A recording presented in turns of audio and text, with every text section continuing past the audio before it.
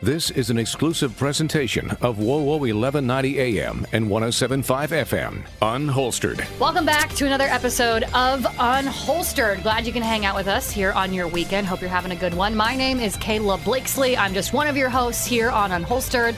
I host this program alongside Sophia. Good morning, everyone. My name is Sophia Rosales-Katina. I'm a captain with the Fort Wayne Police Department, and welcome to the show Unholstered. If you are living under a rock and you've never heard of this program or you've never listened to us before, this show is all about your local media, which is me, teaming up with our local police department, which is obviously Sophia, to share and tell all of the stories that just don't often get told when it comes to law enforcement. I say it almost every week, Sophia. I'm going to say it again. No topic is off limits. And I think that that phrase works perfectly for what we're talking about today. I know we have discussed fentanyl before here on this show. In fact, if you've missed any previous programs that we've had here, you can download the Unholstered podcast anywhere you can download a podcast. But Sophia, I wanted to talk about fentanyl again because, first of all, it always pops up in the news constantly. In fact, one of the most recent headlines that I saw come across my desk was the fact that the DEA is warning law enforcement right now to prepare for a surge in mass overdose deaths from fentanyl. And so that's kind of what sparked my intrigue to have this conversation again. And in fact, when I talked about that story on the radio program that I host here during the week, so many people came at me with, well, what's fentanyl? Yeah, I can't believe it that this day and age people just don't know what it is. And I don't know what to equate that to because we've been talking about it here. Obviously, they're not listening to this awesome show. Clearly, yeah. That's the problem. So we can get more people on board to listen. But, this isn't the everyday news if you're paying attention, especially for the police department here. We are, constantly driving this message. It's a huge problem here in our area. And like I've said before on all the other shows, there's no political, no socioeconomic, no status that you can have that would prevent this from infiltrating your life. Yeah. And if you don't think your kids know what this is and aren't flirting around with this, then you just are not facing reality because it's out there. Our kids are in danger. This is the leading cause of death for 18 to 45-year-olds in our country today. And it has been since 2019. So even through then COVID. Even through COVID. Okay. Even through COVID. COVID in air quotes. COVID made it worse. Yeah. Honestly. Yeah. And it exacerbated a lot of mental health issues, people coping mechanisms. This is an easy drug. It's a cheap drug. And it's being brought over our border from the Mexican cartel from China. So this... and I will say this, I believe in my whole heart this is biological warfare. Yeah, I do too. I'm right there with you. I know you and I have had that conversation yes, we have. Off air, and but we are I'm not going to skirt around the issue of this. I'll just call it what it is. This is what it is. So who did you bring in to educate us further? Since there, again, clearly there's so many folks out there that still don't know what fentanyl is. Right, and we'll get into the nitty-gritty of this and kind of break it down for people so they have a little better understanding. But today I brought a detective from our Vice Narcotics Unit, and I will let him introduce himself. My name is Mark Gerardo, and I am a uniformed detective at this time with Fort Wayne Vice Narcotics. And I was undercover for a long time, and now I work uniform, and I'm pretty deep into this fentanyl epidemic right now. So you're definitely the man to talk to when He's the one in the know. Yeah, when it comes to this topic. Can you kind of start out simple here for us, Mark, and let's just break it down from for example, a listener that I've heard from that says, "Hey KB, what is fentanyl? I've never heard of this drug." Can you answer that question for us? Sure. So if you go back to the 90s, backing it up a little bit, around 92, Big Pharma came out. This was Purdue Pharma, the Sackler family, and they introduced a very powerful drug called Oxycontin. Mm-hmm. Everybody knows what Oxycontins are. It's a legitimate drug. They use it for pain management, and we started the epidemic there of this opiate epidemic. That's where it all started.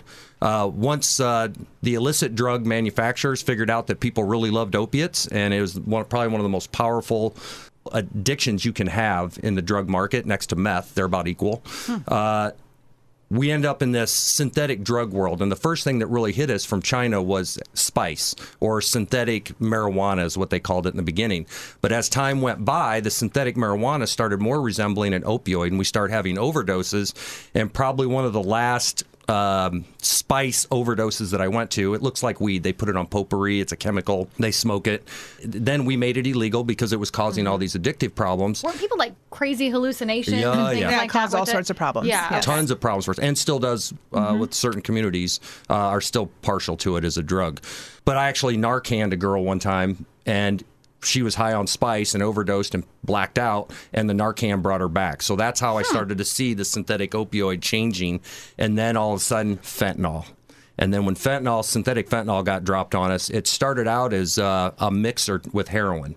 So your drug cartels were getting kilos from China. It'd be about $2,500 for a kilo of pure fentanyl. A kilo of heroin at the time could go as high as $70,000 in our market. Whoa. So heroin is very difficult, not difficult, but it's very intensive, labor intensive to produce a kilo of heroin. It comes from the poppy plant. It's an opioid. Fentanyl, so you know, is just another opioid, but it's a synthetic one. So originally, when you have morphine, then spawned heroin, now fentanyl. Does that make sense? As a list. So for your listeners, opioid is an opioid is an opioid with different levels of strength. Fentanyl is 100 times more powerful than morphine. I've heard it put like this, and hopefully you can really break this down further. I've heard it put that if you walk over to the salt shaker in your kitchen right now and you try to just pour out 2 grains of salt, that's all it would take in terms of fentanyl to kill you. Is that a good analogy? Is that true? It is. It takes a very small amount of pure fentanyl to stop your heart. And it all depends on what is your tolerance. Just like an alcoholic, you can develop a pretty high tolerance to opioids. But our biggest problem, if you really want to get into it, is who's producing your fentanyl. Well, and that's where I kind of want to kick this off, because Sophia said it. You said it multiple times right there, Mark, talking about what fentanyl is. You keep saying the words from China, from China, from China. Like I said, Sophia and I have had multiple conversations about this. Sophia, I know that you and I are on the same page, but there's a lot of people, Mark, that would take you to task and say it's not coming from China. Can you explain how we know that it is? Yeah, well, without getting too deep into politics, the DEA went to President Trump, and he was the first president that actually addressed it. He actually went to China, had a meeting with them, because there are supposedly 5 families in the same region. They produce all illicit, and I say all illicit fentanyl that is produced all over the world. Where it's sent, it all comes from China. Nobody else makes it. So we know that it comes from these families, and they're constantly changing the formula for it, and they're coming up with new ones. So, but it is coming from China through Mexico. And back to my story, what I was going to explain to you is the reason why it really took off here is we've always had heroin users. Like, you know, it goes way back with heroin. Well, they started cutting the heroin, the Mexican drug cartels, with fentanyl, because I could take one $70,000 kilo of heroin, mix $2,500 of fentanyl with it, and now I've got 3 $70,000 kilos instead of one. And now, it used to be when I would talk to, and I like to talk to all my overdose patients if I can. Like, whenever they send me to one, I just, hey, how'd you get here? What happened with you? And how do I get you help? Like, that's my goal in narcotics right now, is how do I help the users? How do I bust the dealers? So every last one of them in the beginning thought they were just using heroin. So a lot of times people don't know that they're even using fentanyl. They do now. They didn't before. Okay. They actually now, your opiate addicts now, they don't want heroin. They just want fentanyl. Gotcha. Because fentanyl is, it's probably about, right? It's cheaper and it's more powerful. And now they're making these little pills. They're called M30 pills. They look like a Percocet. And they're easier to transport, carry, get across the border, and everybody loves them. They're portable. Instead of a powder that gets messy and goes all over, they're already bound together, and you can do whatever you want. You can swallow them, you can chop them up, put them in water, heat them up, shoot them in your veins. You can take this fentanyl pretty much any way you want, snort it. And it's just easier to use than a fine powder that you're carrying around in a bag. Yeah, so story after story, as I've read, getting prepared for the show, it's like every story I read, it's like people didn't know that fentanyl was in their drugs. They just didn't know because it's hidden. How would you know? And are you trusting someone who's your dealer who wants to keep you coming back? Right. And sometimes the dealers probably don't know because these things are being cut before they get them, and but they want their repeat customer, and it's a very powerful addiction. This is Very why I think powerful. it's so important mom and dad, grandparents know what fentanyl is, because there's a lot of times, right, Mark, I'm sure you see this, that just kiddos who are maybe experimenting with marijuana, or, hey, their friends have some Percocet, whatever, and they're smoking it or popping it, whatever they're doing, when in all reality it could be laced with or made from fentanyl, right? Sure. So here you're almost there. This is what Sophia was saying. This is the real danger. And we've had kids in high school and middle school now, starting 12, 13 years old. I think we had a 13-year-old took one at school, went home and died.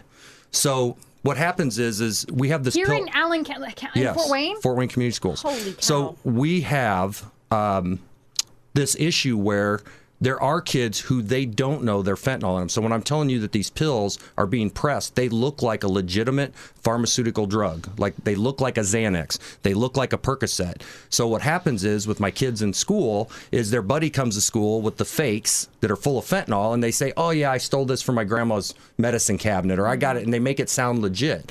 Well, there's no quality control in these, so you could have a tiny bit of fentanyl, or it could be all fentanyl.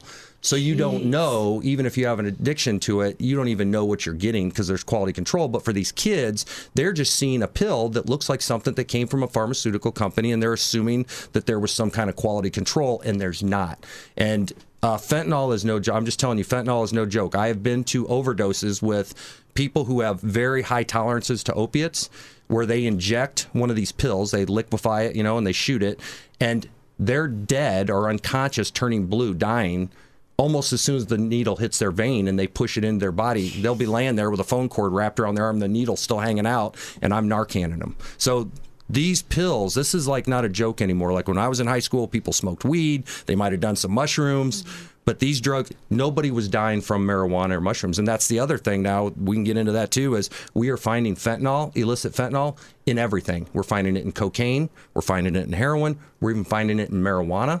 Jeez. Any of these THC cartridges that they're using now, like, the vape cartridges, we're finding fentanyl in pretty much any other drug that you use. Not all the time, but once in a while we'll find it just in regular old marijuana. It's in there. And it just takes one time. One pill. One pill that your kid pops anywhere they are, anywhere they're not in your direct line of view, they could be popping a pill. How do you educate your kiddos about this? I never say, don't ever say it. Say it. Yeah. And repeat it often. Kids are going to do what they do. They make impulsive choices. That their brains are not fully aware. They're not fully capable of making those decisions. Like as adults, we don't always make the best decisions. We can be impulsive as well, but kids are even worse because their teenage brains are just not formed. So I always say it often. I tell my kids every time they leave the house, don't take a pill that I didn't give you. And for anyone taking a pill, if it didn't come from a pharmacy or your own doctor, don't take it. Period. Yeah, that's what I was going to say. That's equally good advice for adults. Yes. Yeah, I have always believed too. I'm with Sophia. I'm in the trenches, so to speak, with this, like every day.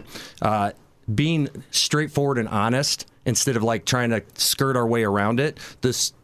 I think historically we've tried to do that because we don't want to say there's a problem in our school or our kids don't do drugs in school, and it's a lie. And we need to just come out and tell them. And the biggest problem was in the beginning of all this, and this is just like a couple years ago, it was more like an ambush than a choice. So they would take this pill thinking it came from a pharmacy, that it had quality control, and they're taking fentanyl. They didn't even know that you could die from this stuff. And I've got pictures when I do some opiate talks around the state. I show people, their doctors cannot tell the difference between these fake press pills and the actual real pill. They couldn't tell the difference. So then, Mark, when it gets into your hands, whether it's a drug bust or whether you're on an overdose case or what have you, how do you then make the determination that it is in fact fentanyl?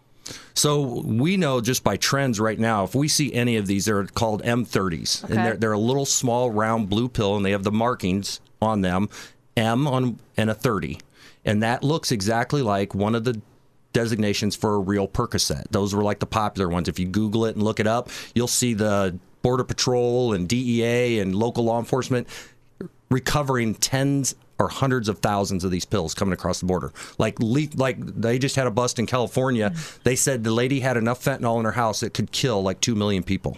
And that's not a joke. That's not even exaggerated. This is so powerful. This drug is. It doesn't take much to do a lot of damage. So we pretty much treat all pills that we get as though they're illicit fentanyl, and then we test them. And we have some instruments in our office that we can use, some pretty expensive drug testing instruments. And then anything that we can't figure out, we send to the state police lab, and then they'll determine it for us. Like what? Is this like you drop the little pill into a liquid, and if it turns blue, it's fentanyl? I mean, how does that work? So fentanyl. You can tell I've watched a lot of like cop shows, right? Like CSI. Yeah. I wish we had the fancy $2 billion scanner that you just throw it in there and it tells The you everything. CSI has, yeah. Yeah, the CSI has. And I don't even know that those are real. I'm sure they're not. But we do have an instrument we bought with a grant. It was probably about $110,000. It's called a GC mass spec. Okay. And for the non-chemist, I'm a chemist by nature, biology and chemistry. I did biochem research for Purdue for 3.5 years. So the science behind it is basically it's pretty neat. Once I separate out the components, like the pill binder that holds it together like a pill, we do a little bit of chemistry up front. We get it to dissolve in another chemical, and then we shoot it with a needle into this GC mass spec, and then it looks at it at an atomic level all the way down to the atoms, and then it can tell us. Okay, that is kind of CSI. It is a little CSI, Yeah. and then it'll spit out and it'll tell us that there's fentanyl in there, and sometimes it'll even tell us what isomer. So like fentanyl can come in several forms, and because they keep changing the chemistry, it's still fentanyl, but it might look a little bit different. It's sort of like I can own a BMW or I can own a Mercedes. They're still cars. They just look a little different, right? Look different. I kind of want to go back to that chemistry that you mentioned, back to China and these particular families that are producing fentanyl specifically. And I hope maybe you can help provide a little bit of clarity to this as well. I've talked about this a lot again on my program.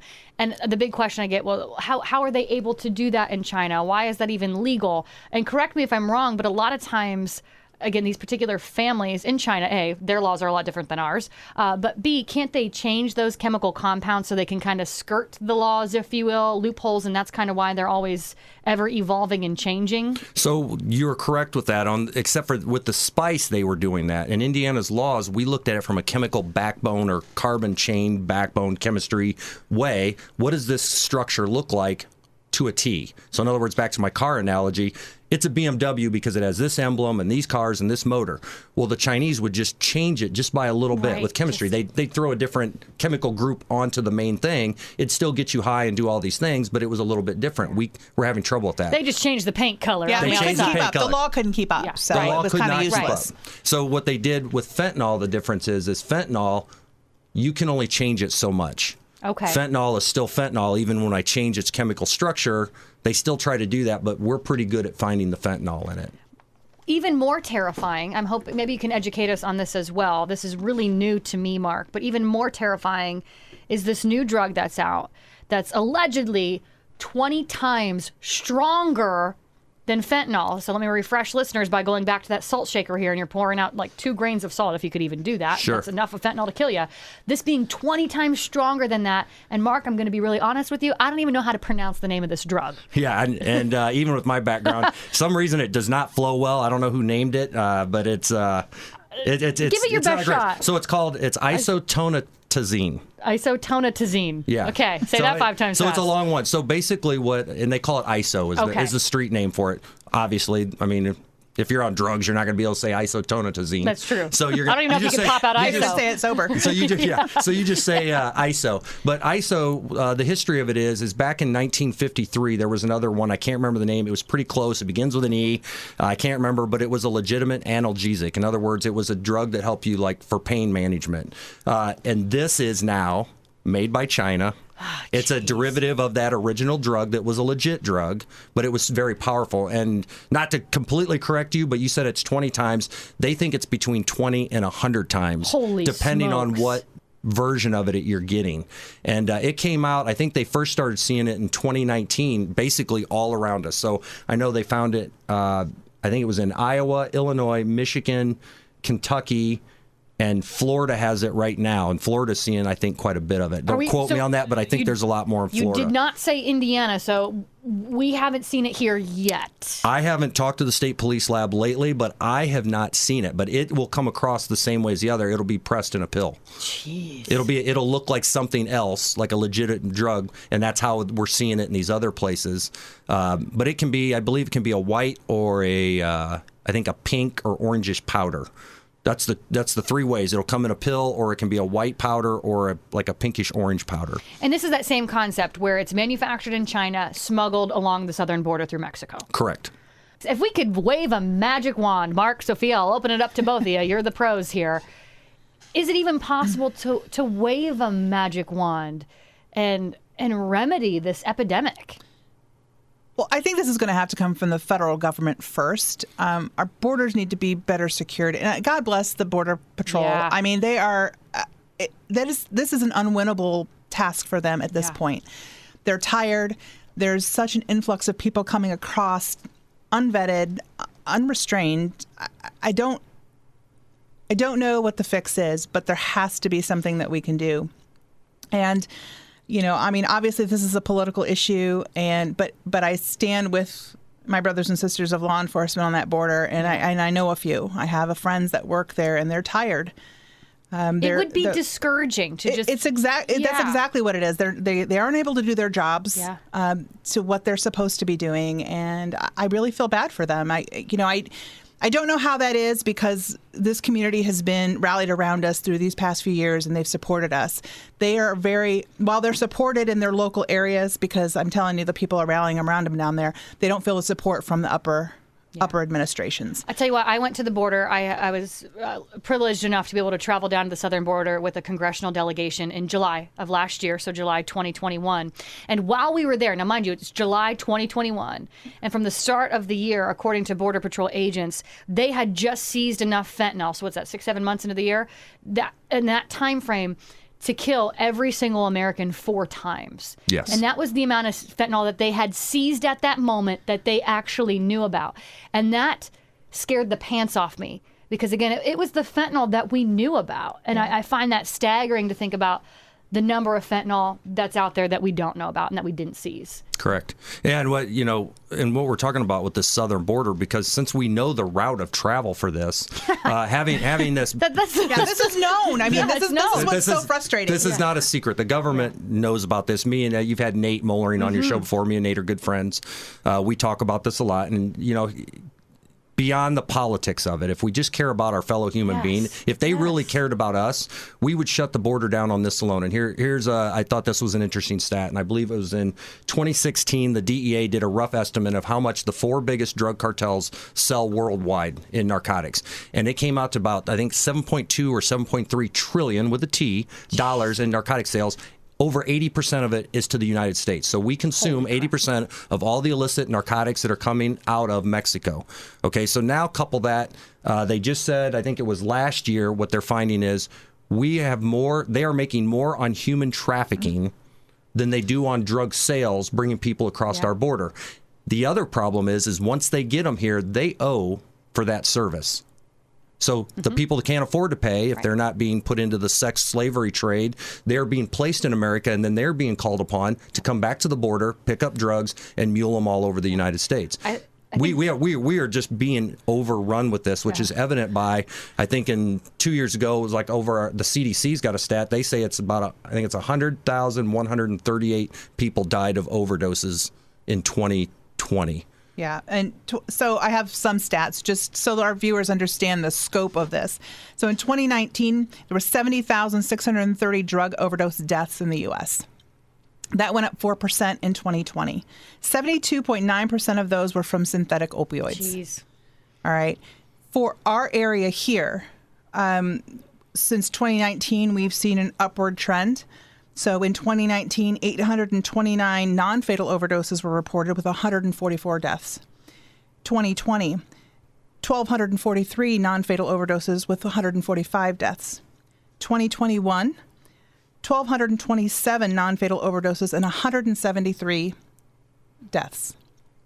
This year, through the end of March, we've had 202 non-fatal overdoses, and we've had 21 deaths so far this year. This is a huge problem. And if the deaths alone don't scare you, think about the resources that are going out, because when these overdoses happen, and these are the ones we know about. These are the ones we know about. And I believe in Narcan. I believe people should carry it. As a law enforcement officer, I will debate you all day as on drugs and charging and addicts and all that stuff. But primarily, I want to save lives. That's my job. That's your job. I'll deal with your recovery later, but I want to keep you alive enough to get you there, right? And Narcan helps with that. Anytime we can pass that out or extend that to another human being, I'm all for it. I think these numbers would be astronomically higher if we did not have people carrying Narcan all the time. Our own officers, almost every officer in our department carries Narcan. I have some in my pouch right now. So these deaths would be way higher, these overdoses and things like that. You read through those stats, Sophia, and I also just want to point to the fact I also get asked a lot, we're landlocked Indiana. Why do we care about the southern border? Why do we care about securing it? Why do we care about that issue here in Fort Wayne, Indiana? That is why. Yeah. Every single stat that you just read right here in our neck of the woods, that is why you need to care about our southern border. That's why you need to care about the drug epidemic. That's why you need to care about fentanyl. That's why. Yeah, and every state is a southern border. Amen. Our own government is busing people all over the United States. So there's such an influx of people, and so we just don't know who they are. So, I mean, as law enforcement, we've got to bring on more Spanish-speaking officers. I encourage people, if they speak Spanish, we need you here. Yeah. We need you in our community. But if you just look at the amount of calls we go on for overdose, non-fatal overdose, and overdose deaths, those all require police, fire, medical services. And we're taxed. Talk about resources, yeah. We're taxed, and these all cost money. So if you don't care about what's happening on the border, care about what is happening in your own city and the taxes you pay to pay for this. Your tax dollars. So there's all different levels of to care about in this situation, but honestly, human life is the most important.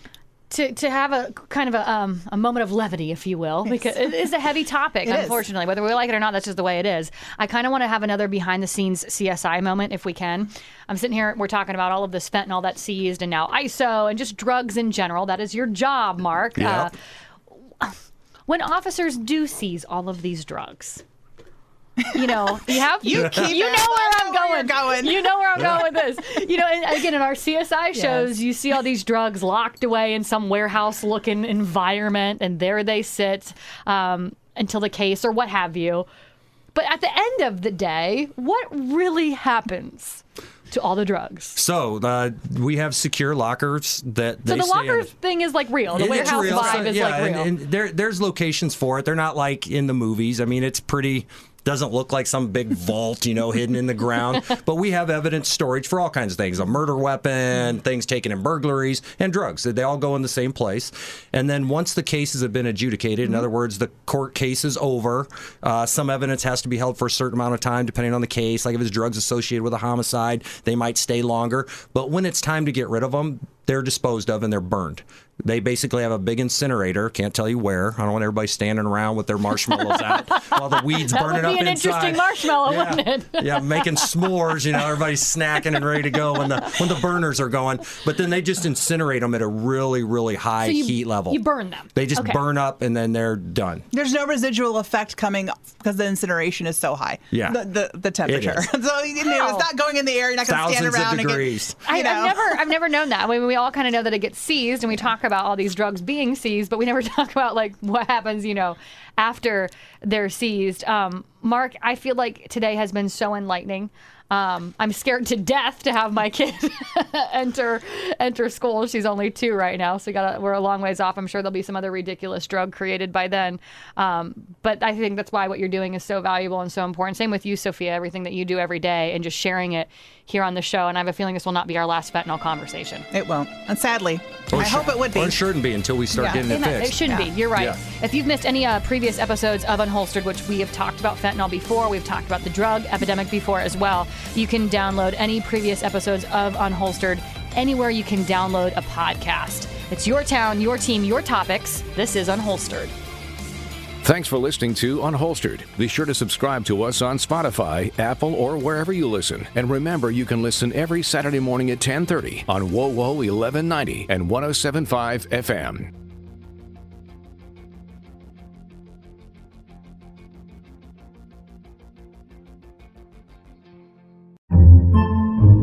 Podcasts by Federated Media.